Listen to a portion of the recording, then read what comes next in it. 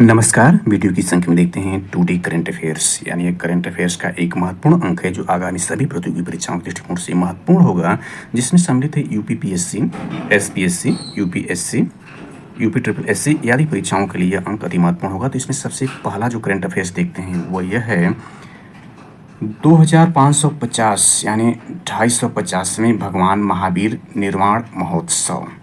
यानी देखें यह जो है महावीर जयंती 21 अप्रैल को 2024 में जो 21 अप्रैल को जो महावीर जयंती मनाई गई उसके उपलक्ष्य में इसको देखते हैं। तो यह जो 21 अप्रैल 2024 को भगवान महावीर की जयंती थी वह 2550 में या 2550 में भगवान महावीर निर्वाण महोत्सव मनाया गया। देखिए इसका उद्घाटन पीएम मोदी ने 21 अप्रैल 2024 को नई दिल्ली के भारत मंडपम में महावीर जयंती की शुभ अवसर पर किया। जैसा कि महावीर जयंती 2024 में 21 अप्रैल 2024 को मनाई गई। तो उद्घाटन कौन किया? भारतीय प्रधानमंत्री मोदी। कहाँ पर किया? नई दिल्ली के भारत मंडपम में। और यह 2550वां जो था निर्वाण महोत्सव मनाया गया।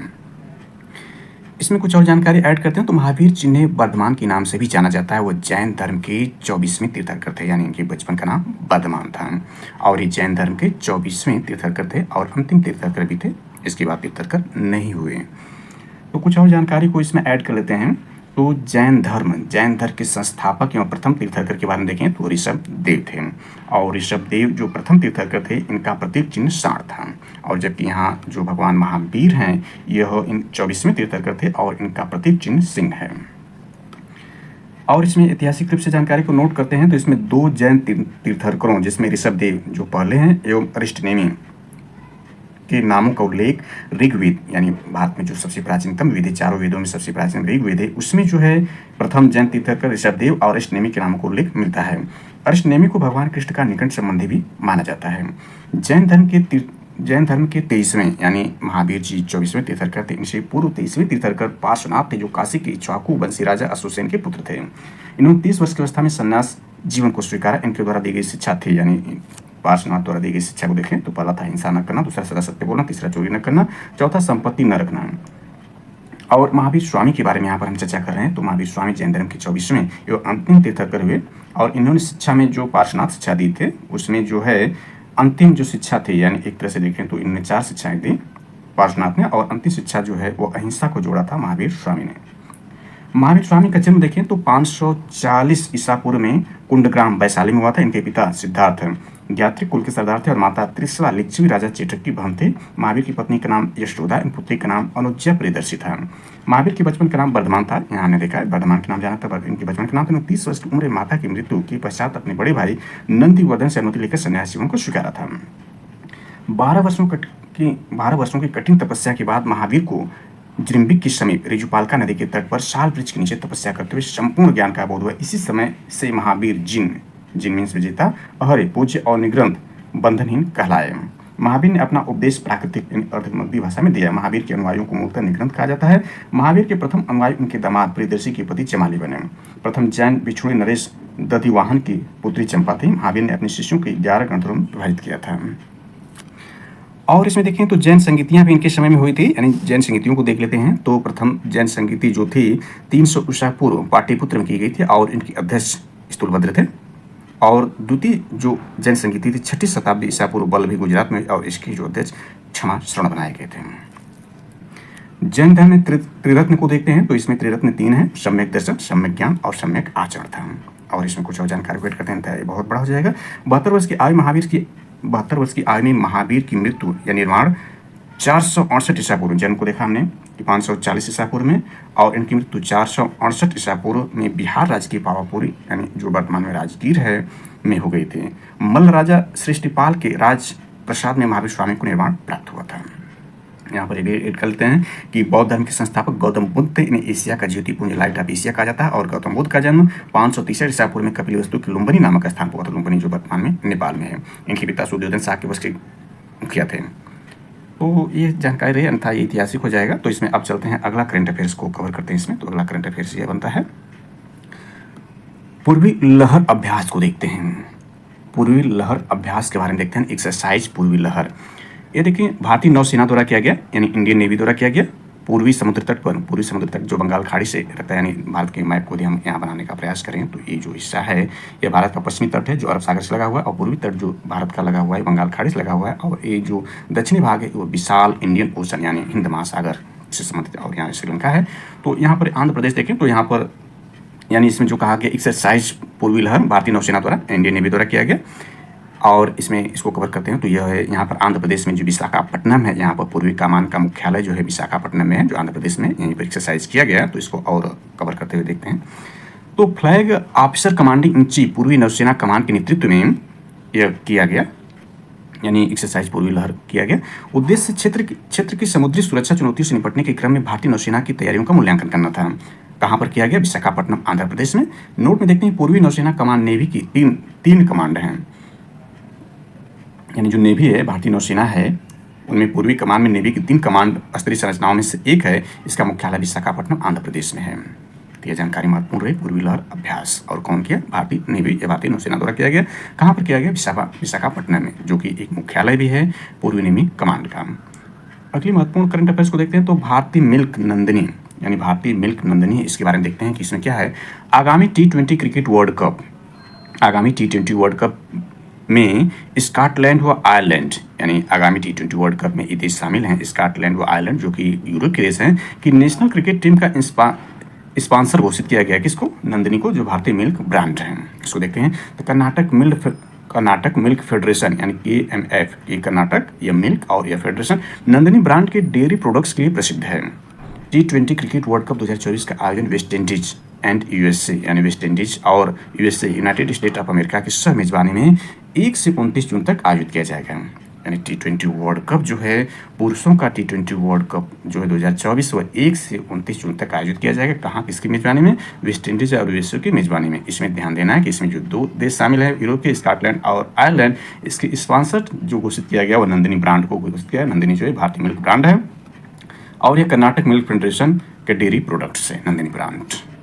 आगे देखते हैं। इसमें नलिन प्रभात के बारे में देखते हैं। ये IPS 1992 बैच के हैं, आंध्र प्रदेश कैडर के नलिन प्रभात हैं, तो उनके बारे में देखते हैं। NSG यानी नेशनल सिक्योरिटी गार्ड, राष्ट्रीय सुरक्षा गार्ड का नया प्रमुख नियुक्त किया। NSG का नया प्रमुख किसको नियुक्त किया गया? नलिन प्रभात को।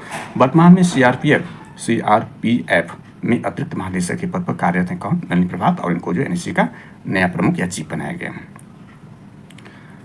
अगला करंट अफेयर्स देखते हैं। तो ये मुकेश दलाल के बारे में है। तो 18वीं लोकसभा चुनाव 2024 जो कि वर्तमान में चल रहा है में द्वितीय चरण के चुनाव, यानी 26 अप्रैल को द्वितीय चरण का चुनाव होना है, से पूर्व 22 अप्रैल 2024, यानी कल, यानी जो संडे था 22 अप्रैल 2024, संडे नहीं बल्कि मंडे, सोमवार था, सूरत से बीजेपी उम्मीदवार मुकेश दलाल निर्विरोध चुने लिए गए।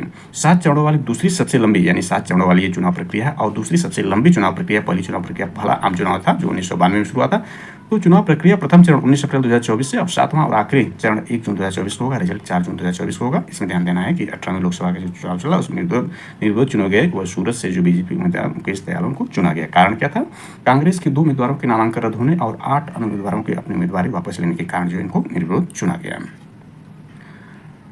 अगली महत्वपूर्ण करंट अफेयर्स को कवर करते हैं। तो यह है फिलिपिनो के बारे में देखते हैं। तो रोमन इल्दोंजो गैब्रियल जूनियर, एक अमेरिकी पेशेवर फुटबॉल खिलाड़ी का निधन हो गया।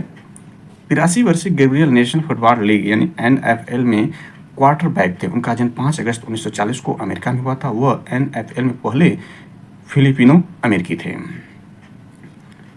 अब देखते हैं एक भौगोलिक दृष्टिकोण के रूप में इसको देखते हैं, यानी यह ज्योग्राफिकल महत्वपूर्ण करंट अफेयर्स है और आगामी सभी प्रतियोगी परीक्षाओं के दृष्टि में पूछा जा सकता है। तो यह करंट अफेयर्स न कहकर इसको ज्योग्राफिकल के रूप में देखते हैं। तो यह आपका दुनिया की सबसे दक्षिणी राजधानी के बारे में यहाँ पर कवर करते हैं कि दुनिया की सबसे दक्षिणी राजधानी किस देश की है। तो इसमें देखें, न्यूजीलैंड की राजधानी वेलिंगटन, इसमें भी इंपॉर्टेंट हो जाता है, कई एग्जाम पूछा जाता है न्यूजीलैंड की राजधानी क्या है? वेलिंगटन है। दुनिया की सबसे दक्षिणी राजधानी है। यह न्यूजीलैंड के उत्तरी द्वीप के दक्षिणी छोर पर स्थित है। सांस्कृतिक राजधानी के रूप में भी जाना जाता है इस शहर को, यानी वेलिंगटन जो है न्यूजीलैंड की राजधानी, इसको सांस्कृतिक शहर के रूप में भी जाना जाता है, अर्थात वेलिंगटन को न्यूजीलैंड की सांस्कृतिक राजधानी कहा जाता है। क्यों कहा जाता है इसको देखते हैं। इस शहर में नेशनल आर्काइव, नेशनल म्यूजियम, कई थिएटर और 2 विश्वविद्यालय हैं, यानी वेलिंगटन में। न्यूजीलैंड के शहर में Wellington museum, city gallery, Frank kits park, यानी फ्रैंक कीटस पार्क भी है, माउंट विक्टोरिया है, और देखें तो यहाँ पर है माउंट कोकोऊ है, मैसी मेमोरियल है, कारोरी वाइल्ड लाइफ सेंचुरी है, लीमस आर्क है, पार्लियामेंट बिल्डिंग है, नेशनल लाइब्रेरी है, टर्नबुल हाउस सेंट्रल लाइब्रेरी है, बोटनिक गार्डन जैसे प्रमुख पर्यटन स्थल है। इसलिए यह पर्यटक रूप से भी ऐतिहासिक शहर है, यानी काफ़ी पर्यटक जो प्रतिवर्ष यहाँ पर भ्रमण करने के लिए जाते हैं न्यूजीलैंड की राजधानी वेलिंगटन में। इसकी भौगोलिक पृष्ठभूमि को भी कवर कर लेते हैं। तो यहाँ देखते हैं वेलिंगटन की भौगोलिक स्थिति की बात करें तो यह कुक संधि पर तटस्थ है। इसके उत्तर में समुद्र किनारे कापीती तट है, वहीं पूर्व में रिमोताका की पर्वत श्रृंखला है, इसे वायरा रापा के मैदानों से अलग करती है। इसके दाहिनी तरफ विशाल समुद्र मौजूद है, ऐसे में यहाँ जमीन दूर दूर तक निशान नहीं। यही वजह किसी दुनिया का सबसे दक्षिणतम राजधानी भी कहा जाता है वेलिंगटन को। कुछ और जानकारी को इसमें कवर करते हैं। तो यह जो आपका न्यूजीलैंड को देखें तो न्यूजीलैंड के 2 द्वीपों का है, जिसमें एक दक्षिणी एल्पस यानी जो इसका दक्षिणी भाग है, दक्षिणी एल्पस इसमें है, और वेलिंगटन जो इसके उत्तरी भाग में अभी हमने देखा, और दक्षिणी एल्पस जो दक्षिणी भाग है उसमें दुनेदिन, क्राइस्टचर्च इत्यादि हैं, वेलिंगटन है, और उसके उत्तरी भाग में जो है प्लेंटी की खाड़ी है, और उत्तरी भाग में ही ऑकलैंड एक महत्वपूर्ण शहर है न्यूजीलैंड का। और ये जो है देखें न्यूजीलैंड का जो दक्षिणी भाग है यह 45 डिग्री सेल्सियस जो दक्षिणी अक्षांश यहाँ से गुजरता है। और इसमें देखें तो न्यूजीलैंड का पठार दक्षिणी भाग में है, और जो है न्यूजीलैंड जो है यह ऑस्ट्रेलिया के भी दक्षिण में। ऑस्ट्रेलिया में देखें तो ऑस्ट्रेलिया जो आपका है ऑस्ट्रेलिया महाद्वीप, वहाँ पर एक तास्मानिया द्वीप है जो कि बांस जल संधि से विलग है।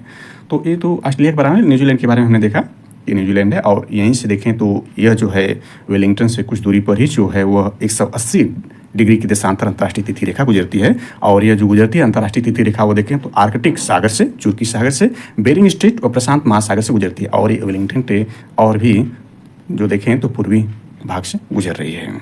और जो यह है 45 डिग्री सेल्सियस जो रेखा है वह दक्षिणी न्यूजीलैंड से गुजर रही है। आगे इसमें देखते हैं तो यह है पाकिस्तान सुपर लीग 2024 यानी PSL, पाकिस्तान सुपर लीग 2024 के बारे में देखते हैं। आयोजन 17 फरवरी से 18 मार्च 2024 तक किया गया। इसका मेजबान पाकिस्तान ही था। संस्करण का 9वां था, टीम कुल 6 थी इसमें। 9वें संस्करण की विनर टीम देखें तो इस्लामाबाद यूनाइटेड इसका 3rd खिताब था। उपविजेता मुल्तान सुल्तान्स बना जिसके कैप्टन मोहम्मद रिजवान थे। Player of the tournament Shadab Khan, जो कि विजेता टीम इस्लामाबाद यूनाइटेड के कैप्टन थे शादाब खान, ये बने player of the tournament. 305 run और 14 विकेट्स ऑलराउंड प्रदर्शन के कारण, और मैक्स रन इसमें 569 बाबर आजम पेशावर जालमी के जो कैप्टन थे उन्होंने बनाया। तो ये जो भारतीय क्रिकेट लीग है, भारतीय IPL उसी की तर्ज पर इसको बनाया गया। हालांकि भारतीय क्रिकेट लीग बहुत ही पुराना है और बहुत ही समृद्ध है विश्व क्रिकेट में। तो IPL इंडियन प्रीमियर लीग जो 2024 है इसका 17वां संस्करण जो जारी है। आज देखें तो 23 अप्रैल 2024 है। आज जो है 7:30 बजे से देखें तो वह LHG यानी लखनऊ सुपर जायंट्स और CSK के बीच मैच है। और देखें तो 17वां संस्करण चल रहा है। शुरुआत इसकी 2008 से की गई थी। वर्तमान में इसमें 10 टीमें पार्टिसिपेट है, और सबसे सफल टीमें देखें तो 5 बार मुंबई ने जीता है और 5 बार चेन्नई ने जीता है। और शेष जो है कुछ टीमें इसको अभी तक खिताब को नहीं जीत सकी, जैसे कि बंगलौर को देखें यानी RCB को देखें तो ये अभी तक कोई भी खिताब नहीं जीत सकी है, और सनराइजर्स हैदराबाद भी नहीं जीत सकी खिताब को। सबसे सफल टीमें मुंबई इंडियंस और CSK चेन्नई सुपर किंग्स हैं IPL में। उसी तरह से बनाया गया। हालांकि यह उतनी समृद्ध नहीं है, फिर भी मतलब पाकिस्तान लीग पर यह करंट अफेयर्स पूछा जा सकता है तो उसको ध्यान दिया जा सकता है। हालांकि भारत में देखें तो वुमेन प्रीमियम लीग यानी WPL भी शुरू हो गया है, जिसमें देखें इस बार खिताब जो है वो RCB यानी रॉयल चैलेंजर्स बंगलौर की महिला टीम ने जीता है वुमेन प्रीमियर लीग का। ये दूसरा संस्करण था। पहला संस्करण मुंबई इंडियंस से जीता था। तो यहाँ पर देखते हैं अगला जो करंट अफेयर्स, ये वेरी वेरी इंपॉर्टेंट है। इसमें देखते हैं देश का पहला ऑयल पाम प्रोसेसिंग संयंत्र। शुरुआत देखें तो शुरुआत 16 मार्च 2024 से की गई। संयंत्र स्थित क्या है? अरुणाचल प्रदेश के लोअर दिबांग घाटी की रोइंग में ये संयंत्र स्थित है। देश का पहला ऑयल पाम प्रोसेसिंग संयंत्र। स्थापना जो है 3F ऑयल पाम द्वारा इसका किया जा रहा है, यानी कौन इसकी स्थापना कर रहा है? 3F ऑयल पाम द्वारा इसकी स्थापना की जा रही है। संयंत्र का वर्चुअल उद्घाटन देखें तो PM मोदी ने 9 मार्च 2024 को किया। अरुणाचल प्रदेश में पहली oil palm factory and NMEOOP के तहत भारत की पहली ऑयल पाम फैक्ट्री है। तो यह करंट अफेयर्स रहा जिसको यहाँ पर देखा सकता है। यह बहुत यानी वेरी वेरी इंपॉर्टेंट जो है करंट अफेयर्स से आगामी सभी प्रतियोगी परीक्षाओं के दृष्टिकोण से इसको देखा जा सकता है। इस पर हमने विस्तृत चर्चा करने का प्रयास किया।